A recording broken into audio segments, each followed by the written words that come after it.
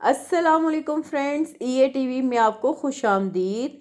Drama serial लोग क्या कहेंगी कि नेक्स्ट एपिसोड में आप देखोगे कि हसीब, जिसको अचानक नौकरी से फायर कर दिया गया और इस वजह से उसे कहीं और जॉब नहीं मिल रही, वो उसकी तलाश में दरबदर फिर रहा है। लेकिन जहाँ भी वो जाता है या तो तनख्वाह बहुत कम होती है या फिर ये कहकर उसे इनकार कर दिया जाता है कि आपने ज़रूर कुछ गलत किया होगा, तभी आपको नौकरी से निकाल दिया गया।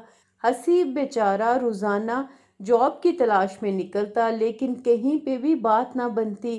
फिर एक दिन उसका दोस्त साथ किसी ऑफिस में उसे भेजता है, तो वहाँ 35,000 तनख्वाह सुनकर वो दंग रह जाता है कि इतने पैसे तो मैं अपने मुलाजमों को दे देता हूँ।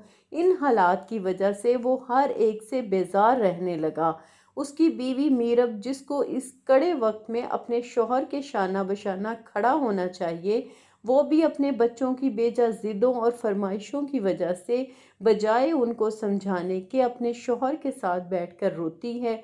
आखिरकार हसीब अपनी बीवी बच्चों की ख्वाहिशों से तंग आकर एक दिन बेजारी से अपनी बीवी से कहता है, सारी ज़िंदगी तुम लोगों को खिलाया पिलाया, हर ख्वाहिश पूरी की मैंने, पलकें बिछा के रखी तुम्हारे साथ, 2 दिन की तंगी बर्दाश्त ना कर सकी तुम।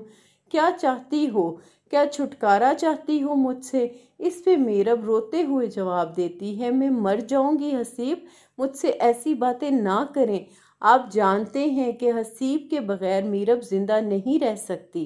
दूसरी तरफ मीरब की सास की बातें सबको बहुत बुरी लग रही होंगी, लेकिन वो बिल्कुल ठीक कह रही हैं कि जब हसीब दोनों हाथों से अपनी फैमिली पे पैसा लुटा रहा था, तो वो अपने बेटे और बहू को बहुत समझाती थी कि चादर देखकर पैर फैलाना चाहिए। लेकिन हसीब उनकी एक ना सुनता और कहता, अम्मी मैं इनके लिए ही तो कमा रहा हूँ, लेकिन आज अगर कड़ा वक्त आया है तो बजाय मीरब बच्चों और हसीब को इस मुश्किल वक्त में संभाले, वो खुद ही नहीं समझ पा रही कि इन हालात में बच्चों को महंगे स्कूलों से निकाल कर दूसरे स्कूल में दाखिल करवा दे, ताकि फीसों का बोझ हसीब के कंधे पर ना पड़े।